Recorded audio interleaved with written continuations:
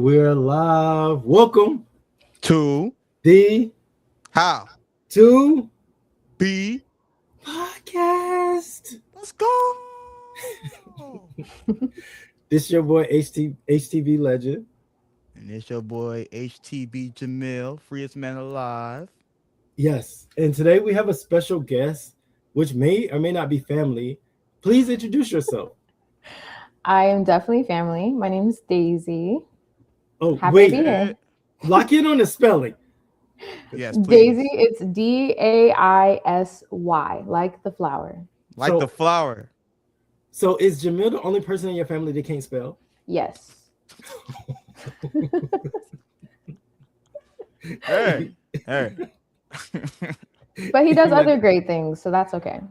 Give us one. One great thing. He's very adventurous. He does that very well. Safely adventurous. This is true. Don't add safely. I'm gonna add safely because you're alive, you're healthy, you know. Yes. And just for some HTB lore, this is our first, non-blind interview. So I just want to, this is a real special one to me. Yeah, let's clap it up. Let's clap it up. For sure. Yes. Yeah. So how does it feel to see?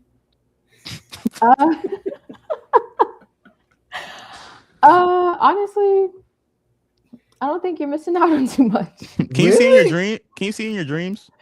Can I see in my dreams? Yeah. Like I see my dream, but my eyes aren't open. About? What did you see? I actually have a really hard time remembering my dreams, and I don't dream very often. Oh wow. Yeah. That's interesting. So would it be safe to say like you're not even like taking full advantage of your vision? Well, I use my vision when I'm awake and not dreaming. So Well, nice to meet you, Daisy. Welcome to our podcast. I get so excited when we get new people on because I'm really like flying blind, like pun intended, I guess. I'm really flying blind because I don't know anything about you. I don't know who you are, but I just kind of like know loosely. So it's always like really fun to kind of like get into the nitty gritty of like who you are. So what do you do for a living? What makes you? Yeah. So I am an executive assistant for multiple business owners. So founders of companies, CEOs of companies, or high executives in companies. So I actually work in about 4 different industries all at the same time. That's cool. What like got you into this work? Like, how did you get here? So I was applying for jobs. I knew that I wanted to do something where I could touch many different things in different categories, different industries, because I have such a extensive background and creative background. So I kind of just came across it, and I actually applied for a specific founder of a company, but then I ended up interviewing for the agency. It's like an agency, and they provide executive assistants to different business owners. So I ended up interviewing with them and joined the team. So now I'm connected with 5 different people who own different types of businesses. So it's really fun. That's really cool. So you're doing like a plethora of things across the board in your day. Yeah. So one of my clients is in marketing and advertising. One of my clients is a medical esthetician. Another one of my clients is kind of into politics. So she has a business that's a political action committee organization.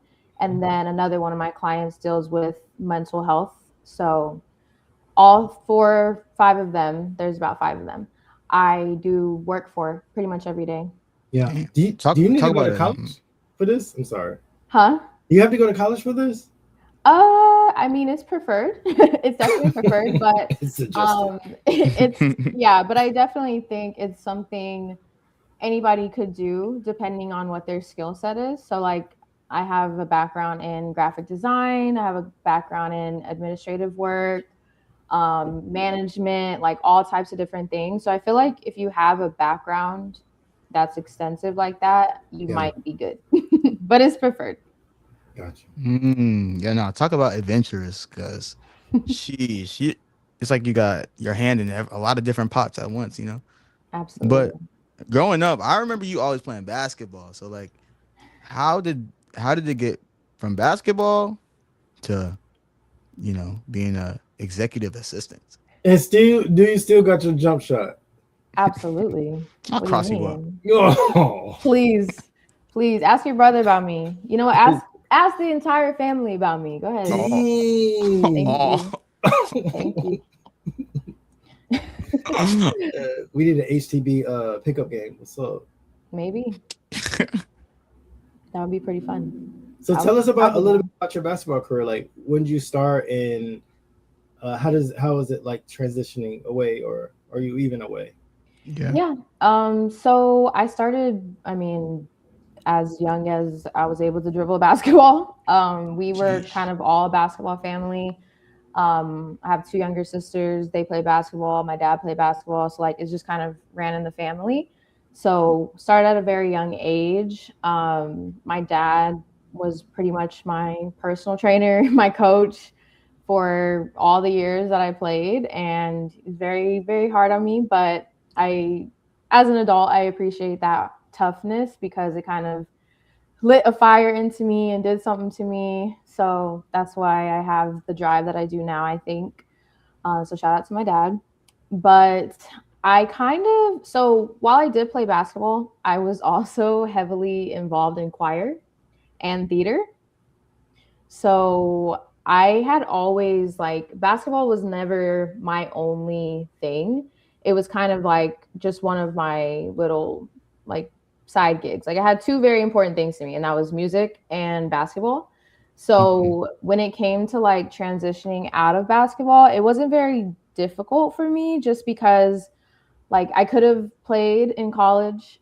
I could have did choir in college, and I ultimately ended up going to school just to for my education because I was in the top 3% of my class. So I had so many Sheesh. different options for myself. So transitioning out of basketball wasn't too difficult. And I did play intramurals in college. So like I still kind of got that basketball feel. And then, like I mentioned, I have two younger sisters. So I got to go to all of their basketball games and kind of like help make them who they are. So I'm pretty satisfied with the ending of my career. Yeah. Yeah, hanging up the basketball shoes. Yeah, So, but I can dust them off, if needed. Ooh. bro, that sound like a threat. No, She I'm sound like she's saying. threatening us. Hey, y'all called me out first. I'm just saying. so, so you said choir was your love. Do you still sing, or can you sing?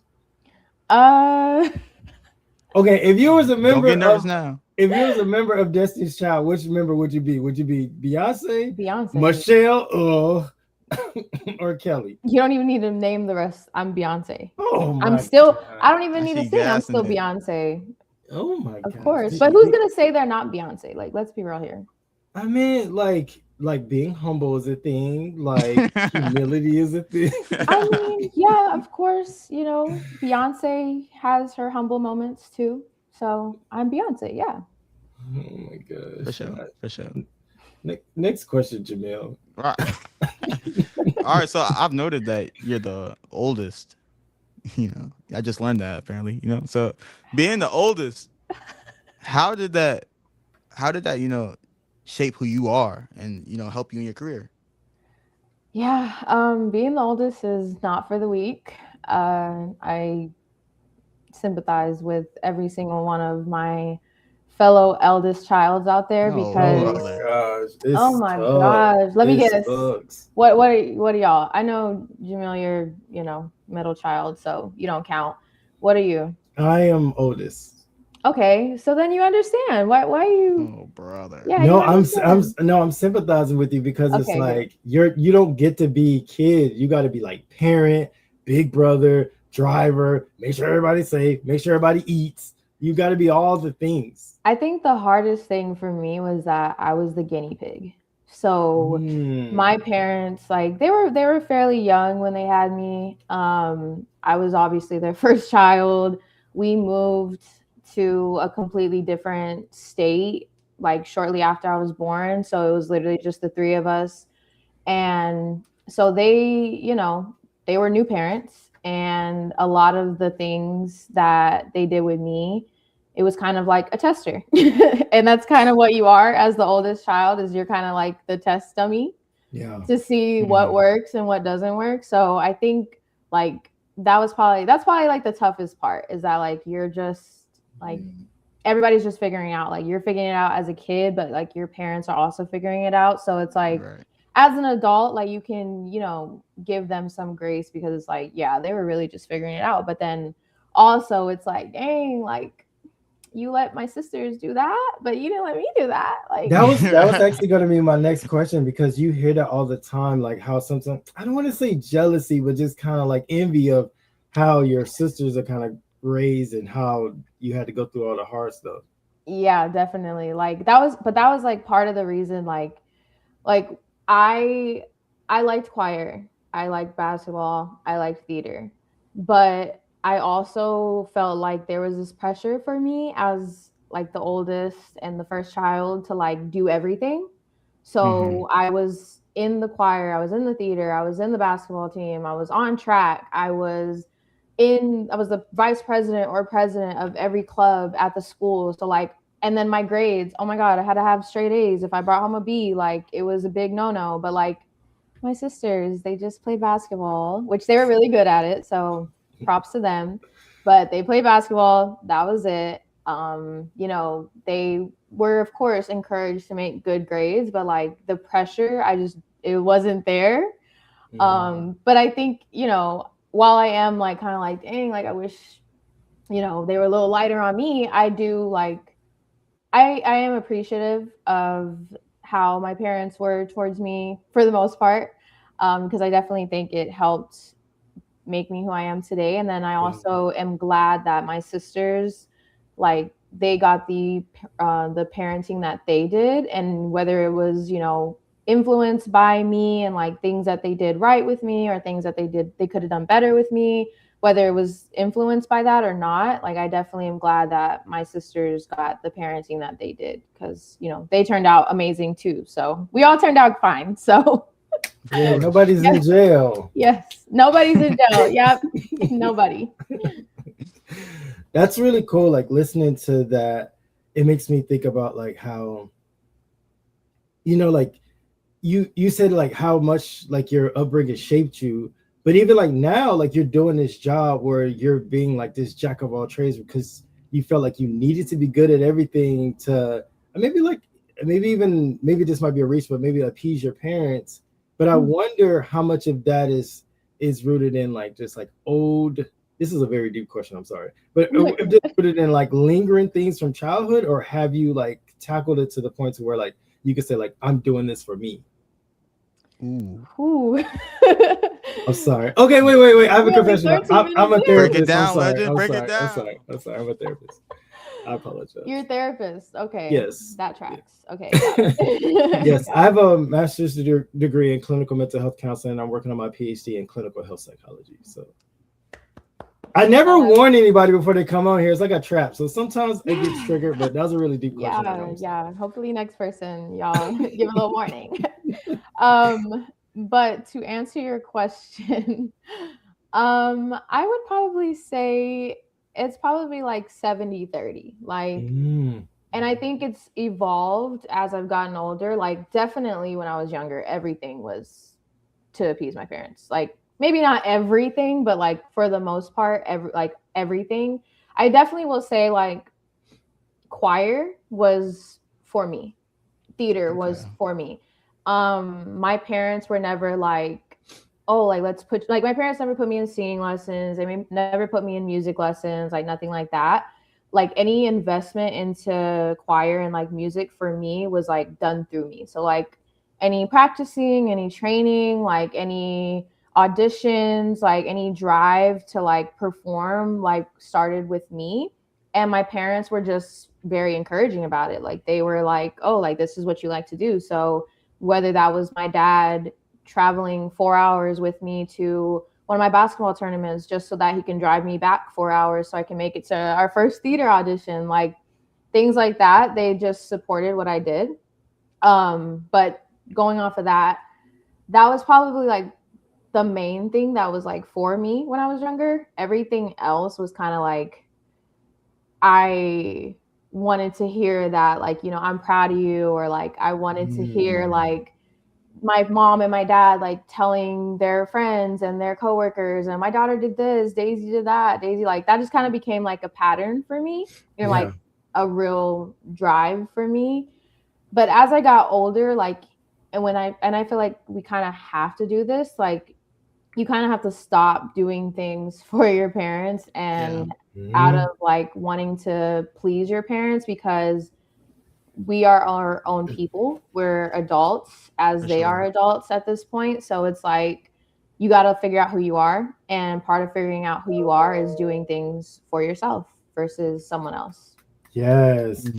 So I'll share like a little bit. Like I also like feel that, because like I don't know what it is. You just want to hear that from your parents so much, and you don't get it. Like even at my age, I still have never gotten it. So I have to like build these systems around myself to feel that, like to feel that I'm proud of myself. Like it's so hard to turn myself off. Because I'm always just like seeking that validation of my efforts. Like I could become the president, and I'd be like, no, it's not enough. I need to be like emperor of the world or something. Yeah. Always got to get more. Yeah, it's so cool that I ran this race like some years ago, one of the first like 5Ks or something I ran, and the guy from the paper interviewed me, and I said in quote, I was like, I just want to make my family proud. I like actually said it in the paper, and like I look back on it, I'm like, dang, bro, like I never got that, never got that moment. And then sometimes you never do. So kudos to you for acknowledging that, you know, you got to like build your own kind of like path. Absolutely. And also like lean on the people who are proud of you, you know? If it's not going to be your parents, if it's not going to be your family, like I'm sure there's some village that you have that is rooting for you at all times and proud of you and constantly supporting you. And that's not to say that like my parents don't support me now. They're very proud. My dad just told me the other day like how proud he is of me and like all the things that I'm doing. And like he really was like, you're actually like very smart. Like who would have thought, you know? Yeah. So let's pivot a little bit. Like you're doing all these things, you work all 14 jobs, right? You're hustling. Like how do you keep yourself balanced? Like what are your hobbies? What does your day-to-day look like? Ooh, yeah, Jamil almost fought me on this when I did see him in Texas, because I do not have that many hobbies. I will not lie. I know. Don't shoot me. But I don't know. I think I just recently, I live in Florida. I don't know if Jamil told you, but I just recently moved back to Florida. So I've been in Texas for the past like 10 years or so. So okay, wait, what part of Texas were you in, and like what part of Florida are you in? So I've moved around a lot, but Texas alone, I was born in El Paso. Shout out EP Texas 915. I don't know if that's a thing. Don't try to make it sound cool. I hate when people try to make their area sound cooler than what it is. El Paso's a thing. I've been there. No, the new thing is the Fort Lauderdale people. They were like FLA, Fort Lauderdale. No, not too much. Not too much on my Sun City. Not too much. Anyways, I'm from El Paso, Texas. Proudly. But I lived in Lubbock, Texas as well. No shout outs there. Exactly. Texas Tech. I lived in Brownwood, Texas, which is even worse. And I lived in College Station, Texas, which is Texas A&M. Yeah. That's like okay. That's in the Metroplex, right? That's in right, isn't it? Like Dallas? No. It's like 3 hours from Dallas. Oh. Yeah, it's closer to Houston. Okay, gotcha. Yeah. And then in Florida, I live in Tampa. Oh, let's go. We go visit your cousin. Hey, yes. For real. Yes. We can have a HTV beach party in Tampa. I love Tampa. Yeah. I can find you guys some good properties out here. For sure. I was telling Jamil about Ybor City. Is it still popping or is it died off? Ybor is the trenches. Ybor is definitely the trenches. It is not a good place to be, honestly. It's really not. Unless it's daytime, then okay. But if it's nighttime, like you got to be on your toes. You got to look to your left, look to your right, look Yeah. behind your back at all times. Like it is very, very, very trenches. Very trenches. It's so interesting how areas change over the years. Yeah. Because it But Yeah. used to be nice. can we really break it down? Like, why don't you have hobbies? You're not escaping me. Yeah, for Uh, real. Why don't you have hobbies? Well, okay, so that's what I was saying. Like I just like I don't have that many friends out here. So like when you think of like doing things with people and like, oh, like let's go for a run together, like let's go do this together. Like I have a good amount of friends out here, but they're kind of like, their lives are kind of in a different spot than me. Like some of them are married, some of them have kids, and some of them have like, someone that they're like bound to. So like it's kind of hard to navigate hanging out in those situations. Yeah. So I feel like not having like a lot of friends, especially friends my age, like that kind of has hindered me from getting hobbies out here. Yeah, no, that makes sense. But what happened to the choir and the, theater? Uh It just I just don't do it anymore. Dang, Beyonce, that's crazy. Yeah, I just no, I just don't do it anymore. I do like music though. Music is always going to be a passion of mine. That's actually like, I guess if you say like, what are your hobbies? Like one of my hobbies is music. Like I like making playlists. I like doing DJ sets, things like that. So I guess that would be my hobby. Wait, you a DJ? Not officially, but like I like to put little things together, little razzle dazzle. Oh yeah. Bloodsucker Nation, we need a playlist. A playlist. I got you. Yeah. Wait, Yes. are you Spotify or Apple Music? Neither. Which one are Okay. we? YouTube Music. Oh, that's good. That's YouTube? facts. Yes, YouTube Okay. Music is way better than both of those. How? I mean, one is accessible. They're all accessible. What do you mean? It's first off rip. No, but it's like I feel like it's really cool because you have all your music in your YouTube, and if you like anything on YouTube, it'll automatically like in your YouTube music. So it's just like the Yes. connectiveness of it. Okay. And then when you having like a little party or something, you can put it on the TV and it'll play the music videos. That's dope. Nobody else can do that. Actually, Spotify does that. They stole it. from Look at YouTube. her. They stole it from YouTube. But Actually, Dang, I didn't know you were sponsored by Spotify. I'm God. saying, how much they paying hey, you? Spotify can sponsor me because I have been a diehard Spotify user since way back when. So if Spotify, if you're watching this, reach out to me gladly. Oh my gosh. Okay, so Love you have no hobbies. You glaze Spotify. What else? I said I have a hobby. Music, like that's my hobby. Music is my I don't think hobby. that's a hobby. That sounds like boredom. Wow, it means something to me. So Okay, well, since you're on the podcast, like maybe you could shout out some hobbies. Like, what would you like to do? Yeah. oh yeah, I want to get into reading again. I used to like to read a lot, so I want to get into reading again. You want to know who doesn't read? Who got called out on one of the podcasts previously? Oh, brother. Oh, start cap. The cap starts now. Go. What was the last thing? What was the last thing you read? The last thing I read, It Ends With Us. It ends with us. Mhm. That sounds familiar. Yeah, it's a movie. Like it just came out as a movie, but it's been a book. Okay, never mind. Mhm. What is it about? Abusive relationship, Oh my god, low wow. key. the trauma. But I do have a really good book in mind, so I really do want to start reading. What else do I want to start doing? I want to learn how to crochet really bad. Okay. Really bad because I like crocheted things. Like I have a lot of crocheted bags, articles of clothing, things like that. So I kind of want to like get into doing it myself. And Yeah. jewelry. I really, really want to start making my own jewelry because I love jewelry. Yeah.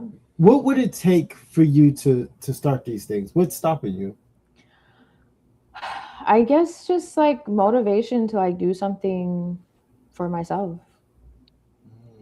Yeah. Like I'm doing things for a bunch of different people at all times with my job. So like I kind of lose the drive and like the motivation to like actually do something for myself. Like it ends up being just I just want to lay down and I just want to watch TV or true crime. Like Yeah. Why is it so always true For crime? real. It's always true crime. All the females that we have like interviewed, they all y'all like murder, murder, murder, kill, kill, kill. It's crazy. well, true crime is very interesting. And to be fair, my parents have worked in the juvenile justice system my entire life. So I have always been heavily surrounded or like around crime. Is that an So excuse? I at least have a No, background like of some sort. I think it was. It's not it's not an excuse. It's simply saying what my connection is to that. And plus, I also wanted to be a lawyer since I was really, really young. So I was watching Law and Order Special Victims Unit since I was like 9. So I have history with this. I'm not one of the new girlies who are watching true crime for fun. Like, no. Or for dating. For dating? Oh my gosh, who's doing that? One of the things that I started paying attention to during the YSL trial, that Rico trial, like a lot of the lawyers and stuff was dating the members of the gang. Yes. Yeah. And I was like, bro. Well, dating with quotation marks. Yeah. I mean, still, like, good lord. Yeah. I don't got a chance out wild. here. That is very wild. Not gonna lie. Yeah. But I'm more interested in like I followed that case, but like I'm more interested in like the like you said, murder, murder, kill, kill. That's a bar now. More interested. But I'm actually like it's very informative to me. Like I'm actually like not just interested in like the case itself, but like the whole process of things, like court cases, like how the trials work, all the research that goes behind like proving someone innocent and guilty. Yeah. I'm interested in all of that. So it's way more than just like so and so murdered so and so and their limbs were found on the ocean. Like it's more than just that. Dark. If you could start over from scratch, what would you do? Oof. That's a good question.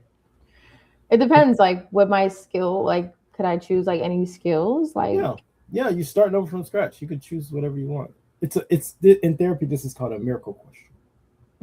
Okay. If I can start over and do anything I want and actually be successful at it. Why'd you add the caveat? Because I want to make sure I'm successful. Because, like, you know, sometimes it don't work out for people. But I would is success happy? Success does add to happiness, yes. You will probably be a little bit happier if you're successful, right? I would say so. If you're not successful, are you not happy? No, I said happier. Right. So that means that you can still be happy if you're not successful. I mean, there's people living on the streets who have a smile on their face all the time, whether that smile is coming from, you know, other substances or not, you know, they might be happy with where they're at. Whoa, wow. Profiling? Jeez. All homeless people ain't on substances. I can't believe you just said that. That's crazy. I said, who knows if they are on those substances or not. What episode of SVU is this? Anywho, success is not happiness, but you can be happier if you're successful. You can also be happy if you're not successful. Ooh. But you can also be successful and not happy. Yes, of course. Definitely. So is success happiness? No, I didn't say that. It's a question. Did not say success was happiness. I said happiness can be influenced by success. Got you. So what would be your thing if you get to start over? I would be a producer, a music producer. Oh, like produce beats? Yes. This is cool. Absolutely. DJ Daisy. Live in your ear. My initials are DJG, so I feel like somewhere in another timeline I was a producer, a DJ, something like that. it's so interesting. Like you're so young, and let me back up. Like, did you know that the average person? I bet this stat is actually higher now, like given everything. But did you know, like in a person's lifespan, they have three completely different careers in their whole life. Really? Mm-hmm. Hmm. Nobody ever goes through their whole life doing one thing the whole time.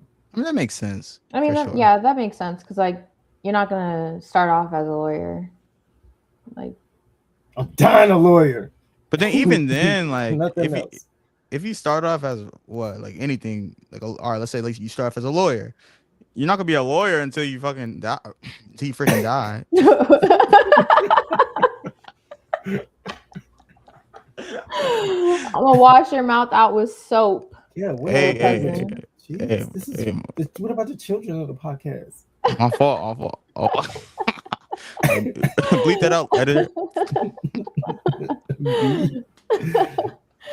Uh, But you speak the truth, sir. That's what I'm saying. Yeah, it's interesting, like getting to know you. Like you hear so many themes, you hear so many things in your speech. You know, and I think you notice you have a lot of insight on your own life as yeah, well. I'm very interested in a lot of different things. But yeah, I would want to be a producer. I am constantly like when I hear a song, like I'm constantly listening to like different levels of the song. Like I'm listening to like background instruments and listening to different like tones and listening to like the beats, the rhythms, like all, Yeah. how it matches with the lyrics. But then also like one of my favorite things to do is like hear a song and be like, what's the original of this song? Like who Oh, sampled this? Like the What is yeah, sample. Yeah. yes. Oh my God. That's like I will dig and dig and dig and dig and dig and like just go down a rabbit hole of like this was the original, then this, then this, then that. And like it's just so crazy what you can do with music. Like it's just amazing. Music is hmm. such a I beautiful agree. thing. So did we actually have like? Do you produce at all? Do you use anything? Do you tinker? I used to tinker, so like I used to make like little like BS beats. Like they weren't like nothing I would like call home about or like be like show it to Rock Nation with or nothing. But I used to dabble. I used to like actually like make songs. Like I used to like sing and like I had a SoundCloud, like all of that. Dang, yo, What? send us the link. Send us the link. I said Not for had real. as in like used to be, but like not anymore. Come And I've on. been like people have like featured me on their songs, like things like that. Like I Send was us your really interested. send Like us that hard drive that's in the closet. Come on now. I would have to What? go way, way back into the depths of my phone to find anything. So What else is in it? maybe if I find something. Daisy, I So never knew this. This is crazy. Jamil and I are working on a project that we can't talk about, but we need a beat. You We need a do need a beat. beat. Uh Yes, badly. whew. Um Don't get I don't nervous know. now. I'm a little rusty. I'm a little rusty. That's y'all nervous. Be I'm some a little pans rusty. slapping together. I can do a little beatbox, a little Oh my gosh. you know. Oh wait, give us a beat. And Jamil got some bars. He gonna rap on it right now. Oh All yeah, right, all right. Go. yeah, Uh, yeah. Just the how to be. It's never sweet. Wake up. That's the alarm clock. Never sleep. Oh. I'm gonna let y'all chill with that one. The mixtape coming soon. Jamil Cole, everybody. Yeah. I'm worried about this project we're working on now. I think that's a great start. I'm not gonna lie. Sneak peek. Yo, your family's so supportive. That's nice. That's so nice. Yo, we got a hater in this call, bro. Okay, so like kind of just wrapping up. Like we talked about a lot of themes. Like, and well, first, thank you for like sharing all of that. But like, Sure. one of the missions of our podcast is essentially our name, like how to be. Like, how does somebody be you? How does someone like a little girl coming up? How do they navigate life? How do they like become an executive assistant or just become a confident individual who wants to like accomplish all of these goals and find success? Like, how does that person do that? Yeah.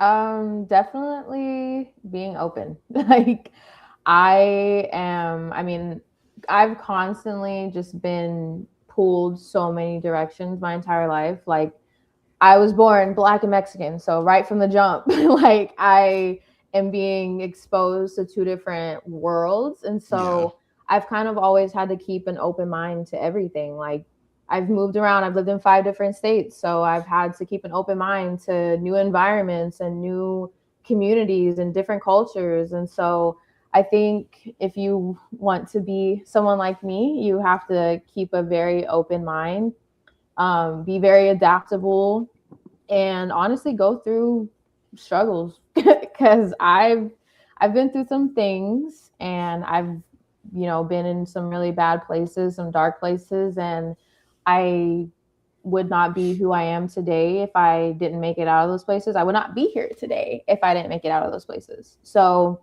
you might have to go through some tough times, but the biggest thing with that is persevering, getting past it, leaning on your people to help you get past it.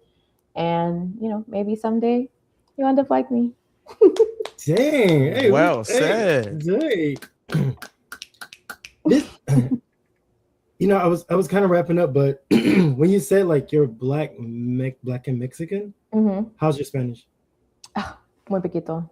Oh, Muy come poquito. Muy, on. muy poquito. Come on, man. Come on. What is this? What is up with people in their Spanish? Yeah, what's My that? again, my parents were younger parents. My mom didn't know, oh, like if you're bilingual, like you might, be a little bit more Marketable. needed Yeah. by the world. So my mom, like we moved, like I said, we moved to the Northeast right after I was born. So my dad is a Black man. All my family in the DMV, they're all Black. So Hey. nobody where we were Wait, at was. Jamil's black?